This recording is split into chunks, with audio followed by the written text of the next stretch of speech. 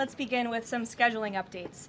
Tomorrow, President Trump will travel to the great states of Ohio and Kentucky, where he will tout his economic victories and detail the administration-wide efforts to continuing lowering prices to make everyday life more affordable for working Americans. The president will visit Thermo Fisher Scientific in Ohio and give remarks at Verst Logistics in Kentucky. On Thursday, President Trump and the First Lady will host a Women's History Month event in the East Room. And on Friday, the president will sign several executive orders, and we will provide more details on those later this week. As President Trump shared with the American people last night, the United States military is making tremendous strides towards achieving our military objectives for Operation Epic Fury. 10 days in, this campaign has been a resounding success thus far, and America's warriors are winning this important fight at an even faster pace than we anticipated.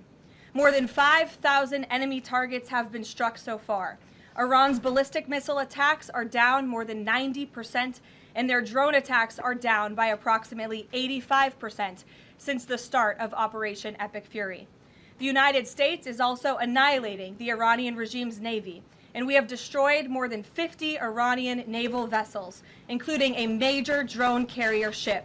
None of the regime's vessels are operating in major regional waterways, and the Iranian Navy has been assessed as combat ineffective. The trend is clear. U.S. combat capabilities are increasing and growing more lethal and dominant by the day, while the Iranian terrorist regime's ability to respond has rapidly declined. Now, the U.S. military is moving to dismantle Iran's missile production infrastructure. Our incredible B-2 bombers recently dropped dozens of 2,000-pound penetrator bombs on deeply buried missile sites. Last night, President Trump reiterated his commitment toward keeping oil flowing through the Strait of Hormuz so the United States and all of our allies can receive their energy needs. President Trump will not allow rogue Iranian terrorists to stop the freedom of navigation and the free flow of energy. Let me be clear. It is a good thing to wipe out terrorists who indiscriminately target civilians and attempt to hold the global economy hostage, and President Trump should be commended for doing so. As the president made unequivocally clear to the remaining elements of this terrorist regime in his statement yesterday, if they do anything to stop the flow of oil or goods within the Strait of Hormuz, they will be hit by the world's most powerful military 20 times harder than they have been hit thus far. Moving forward, the stated objectives for Operation Epic Fury remain the same: destroy the terrorist regime's ballistic missiles, raise their Iranian missile industry to the ground, ensure their terrorist proxies can no longer destabilize the region, and ensure that Iran never obtains a nuclear weapon. President Trump remains confident these goals will be accomplished in swift fashion. As for the oil, President Trump fully expected the rogue Iranian regime to try and disrupt the global markets. That's why President Trump and his energy team have been planning for this long before the strike and have moved quickly to address these temporary disruptions. Thus far, the Trump administration has offered political risk insurance to tankers operating in the Gulf. The Treasury temporarily waived certain oil-related sanctions, and the Commander-in-Chief has offered the U.S. Navy to escort tankers when necessary. The president and his energy team are closely watching the markets, speaking with industry leaders, and the U.S. military is drawing up additional options following the president's directive to continue keeping the Strait of Hormuz open. I will not broadcast what those options look like, but just know the president is not afraid to use them. Rest assured to the American people, the recent increase in oil and gas prices is temporary, and this operation will result in lower gas prices in the long term. Once the national security objectives of Operation Epic Fury are fully achieved, Americans will see oil and gas prices drop rapidly, potentially even lower than they were prior to the start of the operation. And we will live in a world where Iran can no longer threaten the United States or our allies with a nuclear bomb.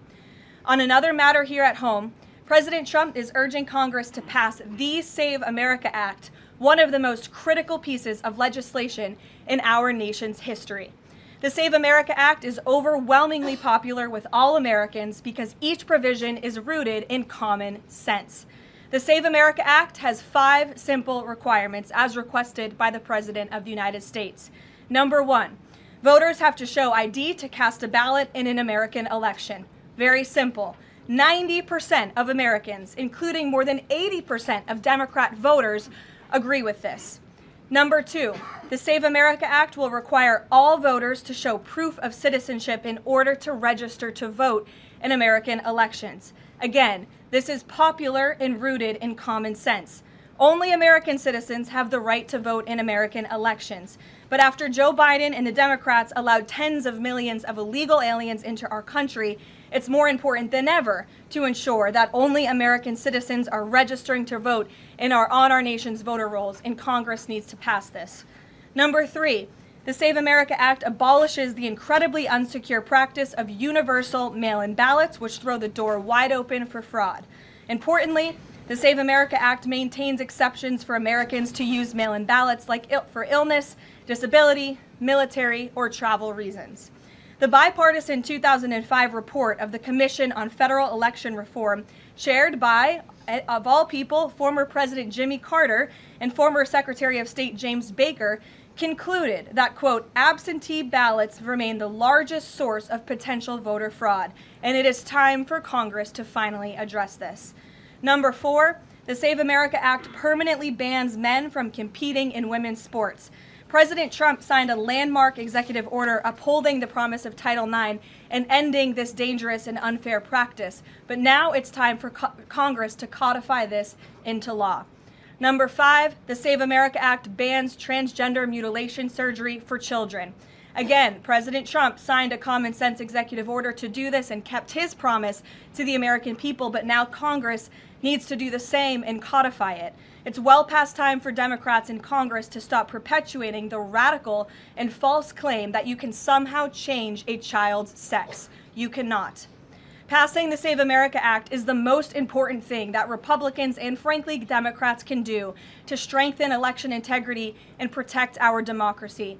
It's what the American people elected Republicans to do, and they must deliver on it as soon as possible.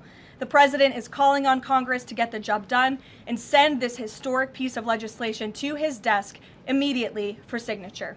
So with that today, I will take your questions. Benny, thank you for being here, and why don't you start us off? Thank you, Karoline. So my first question is actually about the Save America Act. So one of the biggest things that the Democrats are saying, the claims that they're making, is that the Save America Act, it would prevent married women from voting in elections or make it harder for them. What do you have to say to those claims? Is there any validity to them, and where do you think they're getting this from? There is zero validity to these claims, and I'm glad that you brought them up, because you have the Democrats who have created this myth, and it has been perpetuated, unfortunately, by many in the mainstream media. Let me be very clear. The Save America Act does not prohibit anyone from voting with the exception of illegal aliens. And the greatest way to disenfranchise American citizens from voting in American elections is to allow illegal aliens to vote, which is what Democrats want to do. We see it taking place in Democrat jurisdictions at the state and local level across this country. So the Save America Act corrects that. And as far as married women who have changed their name, if they're already registered to vote, they're entirely unaffected by the SAVE Act. And for the small fraction of individuals who have changed their name or their address, they can still register to vote, of course. They just have to go through their state processes to update that documentation. And this is something that the American people, married women, and minorities, and people all across this country who Democrats are insultingly saying cannot do this, they're already doing it every day, going to the Social Security office, going to the DMV, and I think it's frankly insulting that the Democrats are saying that there's certain groups of people in this country who aren't smart enough to update their documentation to allow them to vote. Again, this is a huge myth, and thank you for giving me the opportunity to address it. Of course, and then just one more question about DHS. The funding issue has been 3+ weeks now. I was at the airport this morning in St. Louis, Missouri, and it was early in the morning, and one of the TSA agents, I saw her, she was kind of tearing up, she was crying, and I asked her, I was like, what's wrong? And she was like, I can't make my phone payment, I can barely make my car payment that's coming up. I think a lot in the Beltway, there's so much noise between Democrats, Republicans. It's the Democrats' fault, it's the Republicans' fault. But what is the White House's message to the American people that are struggling because they're not getting that paycheck? Take away the politics. What do you have to say to those people? President Trump wants the Department of Homeland Security, he wants TSA, he wants FEMA, he wants the brave men and women of our United States Coast Guard to receive their paychecks, and he wants this department to be fully funded and fully reopened. And so to any American out there who is struggling without a paycheck, we know there's more than 100,000 of you across the country. To any American out there who is showing up to an airport and facing incredibly long wait times and lines, call your Democrat member of Congress and tell them to fund the Department of Homeland Security. That's what President Trump wants to do, and it's completely ridiculous that the American people are suffering as a result of these partisan games that are being played by Democrats on Capitol Hill. Thank you. Steve. You said the operation was going faster than anticipated. What is your current timeline for how long the war will last? So look, as you know, Steve, the President and the U.S. military's initial timeline was about 4 to 6 weeks to achieve the full objectives of Operation Epic Fury. Again, to destroy their missiles and their ability to make them, destroy their Navy, permanently deny them nuclear weapons forever, and to, of course, weaken their evil terrorist proxies in the region. We know that the U.S. military and our brave warfighters are quickly and expeditiously executing these objectives well ahead of schedule, but ultimately the operations will end when the Commander-in-Chief determines the military objectives have been met, fully realized, and that Iran is in a position of complete and unconditional surrender, whether they say it or not. Does the President still want Iran's unconditional surrender?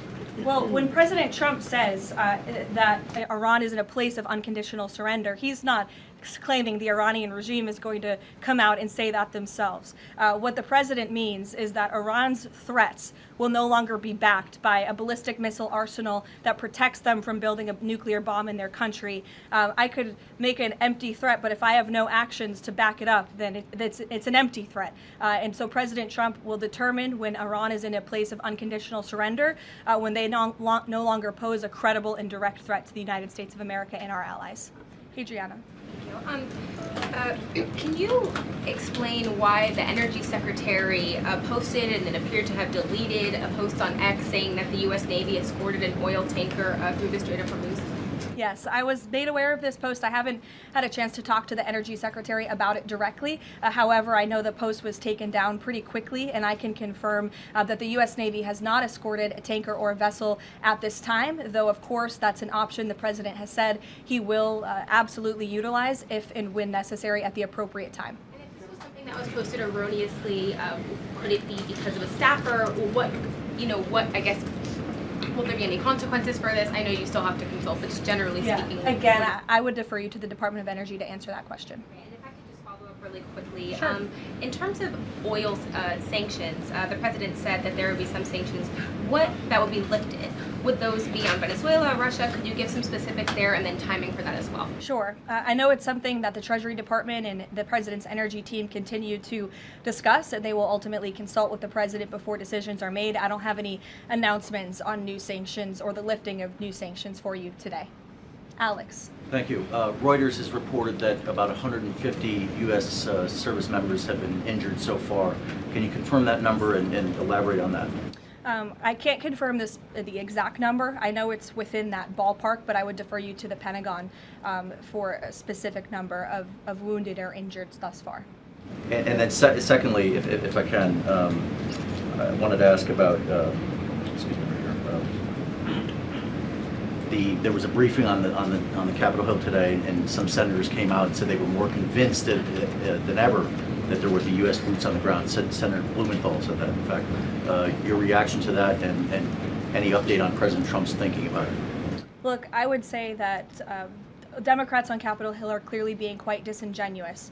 3 years ago, not a single Democrat voted against the resolution condemning Iran as the world's leading state sponsor of terror. Yet now, with President Trump as Commander-in-Chief finally taking the action that so many Democrats have called on the Commander-in-Chief to do for many, many years to wipe out the threat of a rogue Iranian terrorist regime, now all of a sudden Democrats are playing politics with this long-standing bipartisan policy of the United United States, and 53 of them in the House recently voted against the resolution condemning Iran as the world's state sponsor of terror.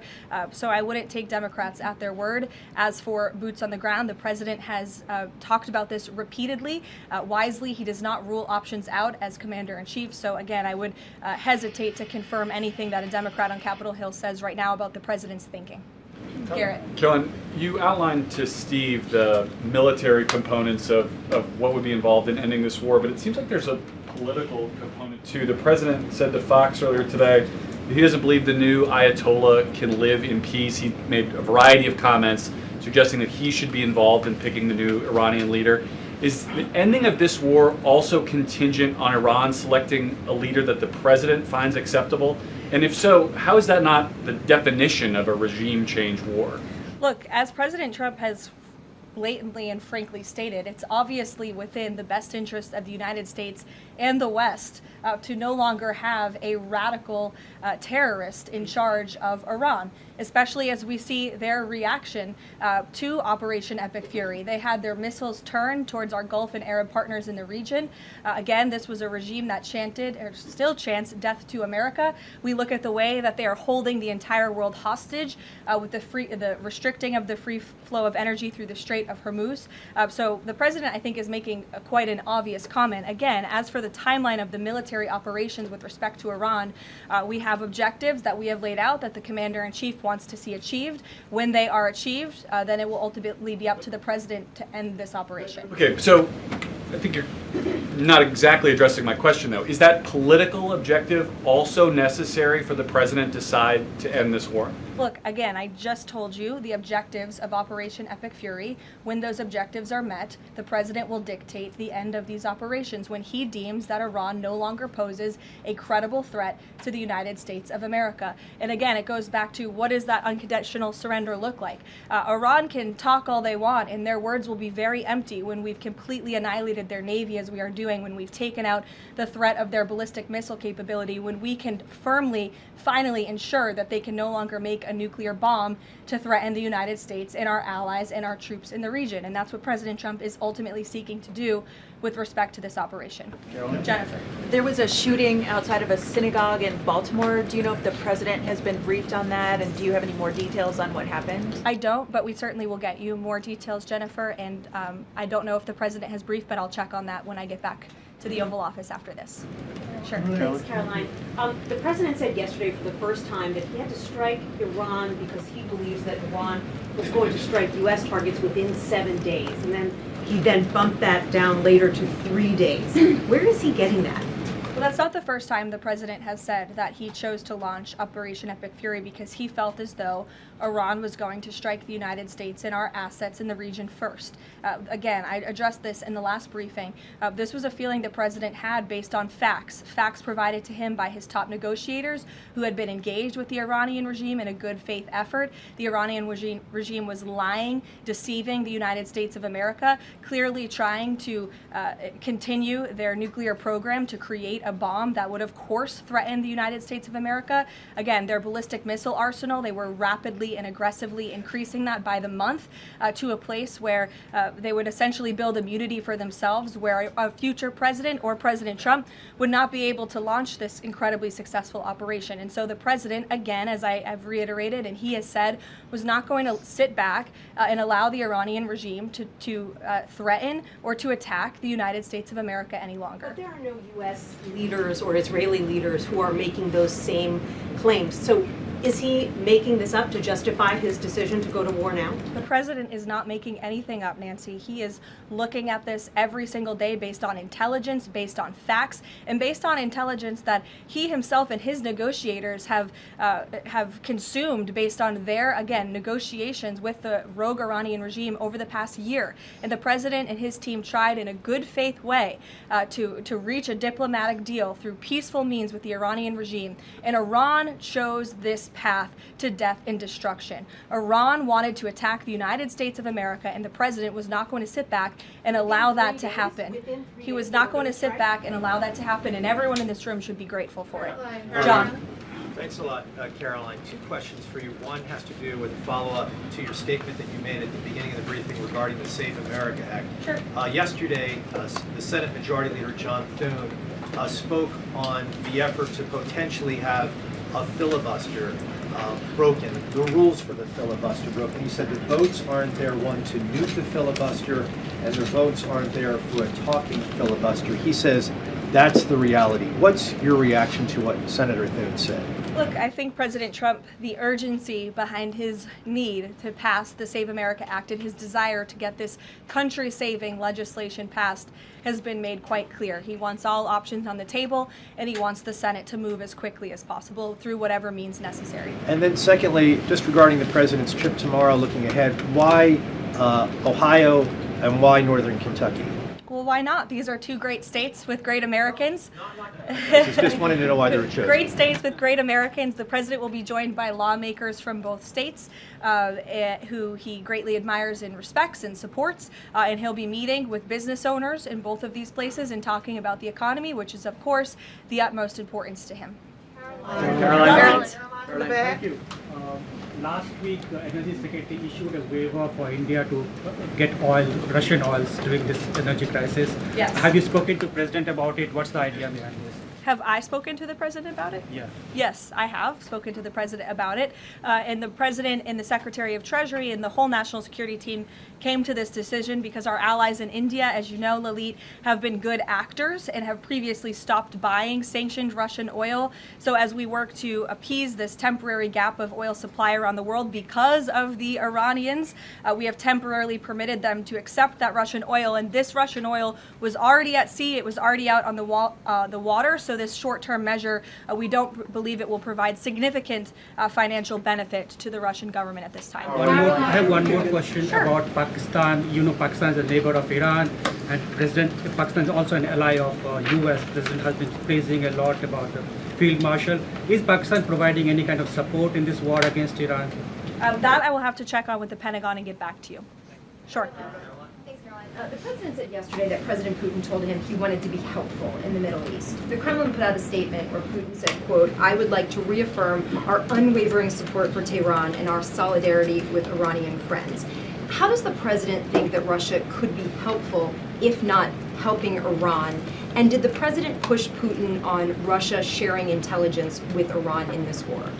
The president and his special envoy Witkoff have both said that, of course, they've sent a message to Russia that if that was taking place, it's not something they would be happy with, and they hope that it is not taking place. As for further details about the discussions between these two leaders, I'll leave it to the president to divulge any more of that conversation, but he did confirm it yesterday and provided you with a little bit of the background and his view and his perspective, as he always does. Luke. Regarding the missile strike on the Iranian school, how long does the administration expect that investigation to take, and will the White House or the Department of Defense release a full report of its findings once the investigation is complete? The Department of War will do that. The investigation continues, and as the president said yesterday at his press conference, he will accept the conclusion of that investigation, whatever it may be.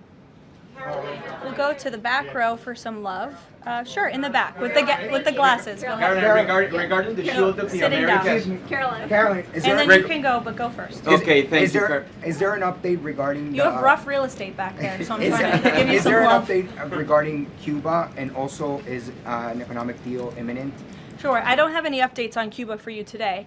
Obviously, this is something the administration is actively dealing with. The president's made it quite clear, it's his belief, based on fact, that the Cuban regime is bound to fall. The country is obviously in a very weak place, economically speaking. The people are crying out for help, and the president believes and knows that the Cuban regime wants a deal. So as you know, Secretary of State Rubio has been engaged in those conversations as directed by the president. I don't have any updates for you today, though. Thank you, Caroline. Regarding the Shield of the Americas, the initiative by President Trump this weekend, big names, a lot of countries, but some notable absences. For instance, Colombia, which is a key ally with the United States in terms of counter-narcotics. And President Gustavo Petro was here at the White House, and he met with President Trump.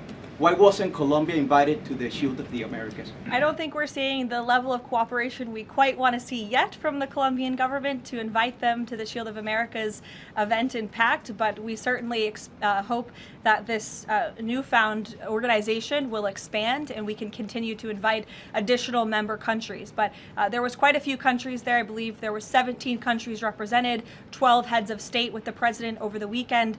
They signed a defense agreement with all of our militaries to emphasize the need to combat drug cartels through Latin America in the Western Hemisphere, and ultimately, of course, to curb the illegal trafficking of drugs to the United States, which is the president's utmost priority in all of this. So it was a great event on Saturday, and we look forward to the coalition expanding. Kelly in the back. Caroline, thank you. Good to see you. I want to get back to another question that was asked earlier. It talked about the political aspects, but there's also the ideological and the spiritual aspects of what Iran has said for 47 years. Death to America, death to Israel. And we've just finished talking about the fact that terror has been around the world. Iran has been the nexus of that in so many ways. Has the president stated clearly to the American people why this is such an imminent threat in order for Democrats on Capitol Hill and Republicans and the American people to understand how imminent the threat was? I think he has, Kelly. I mean, you've heard from the president on an almost daily basis over the course of the past 10 days. You've heard it from me at this podium. You've heard it from the Secretary of War, the Secretary of State, the Vice President of the United States. You know, the president's top cabinet and his officials have been repeatedly explaining to the American public the threat that Iran has posed to our country in this moment, but of course over the course of the past 47 years. And their words, again, chanting death to America, speak for themselves. Go ahead. You can follow up. Why the division within the American people? I realize that we have the people talking about the War Powers Act, they're talking about all kinds of issues, but have people forgotten just how imminent that threat was? If they keep saying death to America and death to Israel, they mean it. Look, I don't think the American people have forgotten, but I think Democrats on Capitol Hill, they have not forgotten, but they are just so plagued with this resistance to President Trump on everything that they do that, again, they can't even rally behind the common sense, bipartisan, long-standing principle of the United States of America that Iran absolutely poses a threat to the United States, that Iran is the world's leading state sponsor of terrorism. And I think that's reflected again in their voting pattern. In 2023, every single member of the House of Representatives, with the exception of one, I believe the final vote was 412 to 1 in 2023 for a resolution condemning Iran as the world's state leading sponsor of terror. And now in this year, under this president in 2026, 53 Democrats voted against that exact same resolution with the exact same language. I don't think that's a change in the threat that Iran has posed to the United States. I think it's a change in the Democrat Party's thinking and their vicious hatred for President Trump. Danny? Sure. National threat level, following on Kelly, what's the national threat level right now because of this death to America, death to Israel issue? I believe the Department of Homeland Security and the FBI have repeatedly and continuously provided updates on the threat level to the homeland. I don't want to speak on it out of turn from up here, but of course the federal government is continuing to coordinate and partner with local law enforcement agencies across the ground to thwart potential threats to the homeland. This is something the administration obviously takes very seriously. We are thwarting threats that frankly most Americans don't know about because they never make headlines, but that's the great work that the Department of Homeland Security is doing, and it emphasizes and underscores the point of why Democrats need to fund and reopen fully the Department of Homeland Security right now. Danny. On the Iranian school, why did President Trump say yesterday that Iran may have Tomahawk missiles when there are only 3 other U.S. allies plus the U.S. that have those missiles and therefore could... Look, again, as the president said yesterday, he will accept the conclusion of this investigation by the Department of War. I know there's been a lot of speculation in the media about who may be responsible for this. We're not going to get ahead of the Department of War and the conclusion of that investigation. The president has a right to share his opinions with the American public, but he has said he'll accept accept the conclusion of that investigation. And frankly, we're not going to be harassed by the New York Times, who's been putting out a lot of articles on this, making claims that have just not been verified by the Department of War, to quickly wrap up this investigation because the New York Times is calling on us to do so. Thank you. Hi, thank you so much. Carolyn, with the DHS currently under a partial Democrat shutdown, does the administration have any specific concerns about potential impact on Homeland Security or intelligence monitoring of sleeper cells inside the United States? And do you have any comment on the bombing, the two individuals that bombed New York City or tried to? Yeah, it was absolutely despicable to see that attack in New York City. I know the FBI is investigating, and the Department of Justice and SDNY have announced they are charging those two individuals and alleged terrorists, and I know they won't rest until justice is sought in this case. Daniel. Thank you, Caroline. Appreciate it. Millions of Americans are filing taxes for the first time since the president signed the One Big Beautiful Bill Act into law. New reports say that new IRS data says that the average federal tax refund is around $3,800, a little bit up from the last period of last year. Does the president believe that the average federal tax refund increasing this year could provide a little bit more economic growth, something that he's been very focused on as the year progresses? Absolutely. And Americans are going to start benefiting from the fruits of President Trump and Republicans' labor through the passage of the One Big Beautiful Bill and these historic tax cuts. We are midway through tax season, so just to provide an update from the Treasury Department that just went out moments ago, nearly 63.5 million tax returns have been processed thus far, 45% of the anticipated total number of tax returns by April 15th, so don't forget to file your taxes, people. And the average refund this year is more than $3,700. And we know that more than 27.5 million individuals who have filed their tax returns thus far have claimed at least one of President Trump's new tax cuts. Over 3.5 million returns have claimed no tax on tips. Over 15.5 million returns have claimed no tax on overtime. Over 9.2 million returns have claimed the enhanced deduction for seniors. And over 690,000 returns have claimed no tax on car loan interest. And another amazing statistic, nearly 3.5 million Trump accounts have been opened for children in our country thus far. So we look forward to, I know the Treasury Department continues to look forward to seeing these checks go out the door and into the pockets of hardworking Americans, and the president will be meeting with them himself tomorrow on the road in both Ohio and Kentucky, and we look forward to seeing you all there. Thank you, guys. Thank you, Caroline.